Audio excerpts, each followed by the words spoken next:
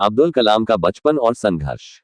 Doctor APJ. Abdul Kalam, जिन्हें missile man के नाम से भी जाना जाता है, उनका जन्म 15 अक्टूबर 1931 को तमिलनाडु के रामेश्वरम में हुआ था। उनका पूरा नाम अबुल पकीर जैनुलाब्दीन अब्दुल कलाम था। वे एक साधारण मुस्लिम परिवार में जन्मे थे।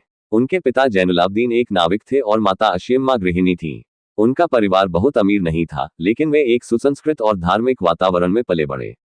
बचपन और संघर्ष। अब्दुल कलाम का बचपन कठिनाइयों से भरा था। उनके परिवार की आर्थिक स्थिति कमजोर थी, इसलिए उन्होंने छोटी उम्र में ही काम करना शुरू कर दिया। वे समाचार पत्र बेचते थे और घर घर जाकर अखबार पहुंचाते थे ताकि परिवार की आर्थिक मदद कर सकें। लेकिन इन संघर्षों के बावजूद उन्होंने अपनी पढ़ाई में कोई कमी नहीं आने दी। वे पढ़ाई में बहुत मेधावी थे और विज्ञान और गणित में विशेष रुचि रखते थे।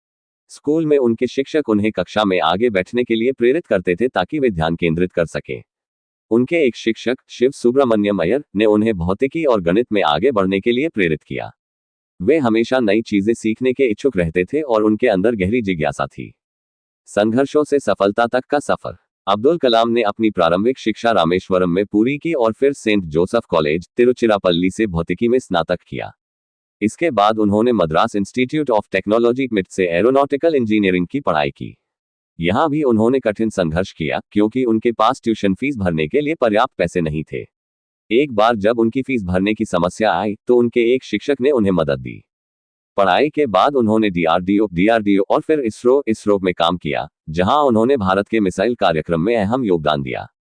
बाद में वे भारत के राष्ट्रपति भी बने और देश को प्रेरित करने वाले महान नेता बने।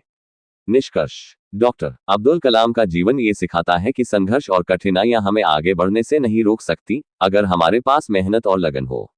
उनका जीवन प्रत्येक युवा के लिए एक प्रेरणा है कि सपने देखने से अधिक जरूरी उन्हें पूरा करने की कोशिश करना है।